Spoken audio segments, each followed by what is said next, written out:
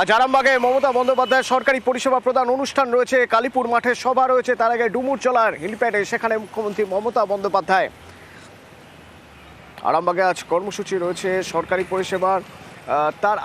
তার আগে ডুমুরজলা থেকে ঠিক কি বললেন মুখ্যমন্ত্রী মমতা বন্দ্যোপাধ্যায়? দেবাশিস আমার সঙ্গে রয়েছেন প্রতিনিধি। দেবাশিস, দেখো, অবশ্যই আরামবাগ যাওয়ার আগে উনি পৌঁছলেন ডুমুরজলা স্টেডিয়াম, যেখানে হেলিপ্যাড গ্রাউন্ড, এবং তার সঙ্গে রয়েছেন দেব। সেখানে দেবকে সঙ্গে নিয়েই তিনি সেখানে এসেছেন এবং তাকে প্রশ্ন করা হয়েছিল যে রাজ্যপাল সন্দেশখালীতে তিনি পৌঁছেছেন, তা নিয়ে কিন্তু তিনি পরিষ্কার জানিয়েছেন যে কেউ যেখানে যেতে পারে।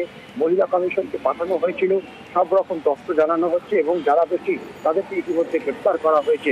অবশ্যই আমরা প্রশ্ন করেছিলাম শাহজাহানকে এখনো গ্রেপ্তার করা যায়নি, তা নিয়ে কিন্তু তিনি কোনো বক্তব্য পেশ করেননি এবং তিনি বলেছেন যা বলার আরামবাগের অনুষ্ঠানে বলবেন। এবং পাশাপাশি সন্দেশখালীতে যে পদক্ষেপ নেওয়া হচ্ছে তা তিনি কিন্তু পরিষ্কার করে জানিয়ে দিয়েছেন, সব রকম যারা দোষী তাদের বিরুদ্ধে সব রকম পদক্ষেপ নেওয়া হবে।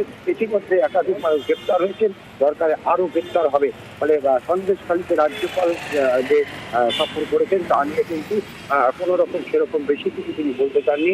তিনি একটাই বলেছেন যে কেউ যেতে পারে, যেখানে ইচ্ছে যেতে পারেন। আমরা সরকারি ধন্যবাদ দেবাশিস, ধন্যবাদ। এবং মুখ্যমন্ত্রী মমতা বন্দ্যোপাধ্যায় যখন আরামবাগে যাচ্ছেন তার সঙ্গে দেখা গেল আজ সাংসদ দেব, তিনিও রয়েছেন। যে দেব যিনি চাইছেন, আমাদের নিউজ 18 বাংলাকে দেব জানিয়েছিলেন যে তিনি ঘাটালের মানুষের কথা ভাবছেন। ঘাটাল মাস্টার প্ল্যান যদি কেন্দ্র টাকা না দেয় তাহলে রাজ্যই ব্যবস্থা করবে, ঘাটাল মাস্টার প্ল্যানের আশ্বাস দিয়েছিলেন সেই দেব। মুখ্যমন্ত্রীর সঙ্গে আরামবাগ সফরে দেখা গেল মুখ্যমন্ত্রী মমতা বন্দ্যোপাধ্যায়ের সঙ্গে দেব।